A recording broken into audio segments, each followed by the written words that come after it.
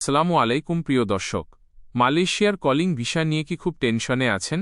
কবে চালু হবে বা আদেও কি কাজ হচ্ছে, এই প্রশ্নগুলো আপনারা প্রতিদিন আমাদের করছেন।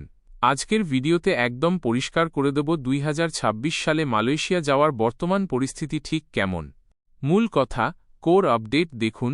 সরাসরি যদি বলি, কলিং ভিসা কি এখন পুরোপুরি খোলা? উত্তরটা হল, আগের মতো ঢালাওভাবে বা ওপেন সিস্টেমে এখন আর ভিসা পাওয়া যাচ্ছে না। তবে আবেদন কি বন্ধ? না, বন্ধও না।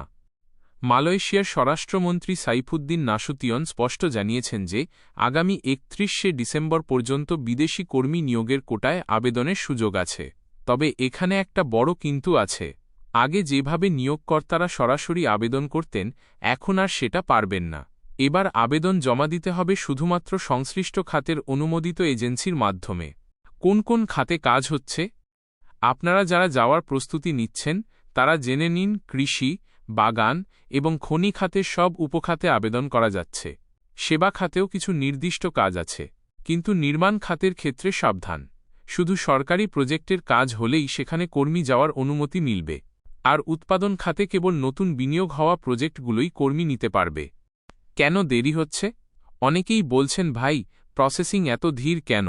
এর কারণ হল এখনকার কড়া নিয়ম। 2026 সালের মধ্যে মালয়েশিয়া সরকার তাদের দেশে বিদেশি কর্মীর সংখ্যা মোট জনশক্তির 10% মধ্যে নামিয়ে আনতে চায়। তাই প্রতিটি ফাইল এখন টেকনিক্যাল কমিটি আর যৌথ কমিটি দিয়ে 2 বার যাচাই করা হচ্ছে। আপনার জন্য জরুরি সতর্কবার্তা, সবশেষে একটা অনুরোধ করব, দালালদের কথায় কান দেবেন না। ভিসা খুলে গেছে বা কালই মেডিকেল করেন এমন কথা শুনে আগাম টাকা দেবেন না। যতক্ষণ না কোম্পানির কোটা অনুমোদন হচ্ছে এবং ইমিগ্রেশন থেকে ভিডিআর আসছে, ততক্ষণ আপনার টাকা ও সময় দুটোই ঝুঁকির মুখে। শেষ কথা, সোজা কথা হল, কলিং ভিসা বন্ধ না, তবে নিয়ম এখন অনেক কঠিন। আপনার এজেন্সির মাধ্যমে খোঁজ নিন তাদের কাছে বৈধ কোটা আছে কি না।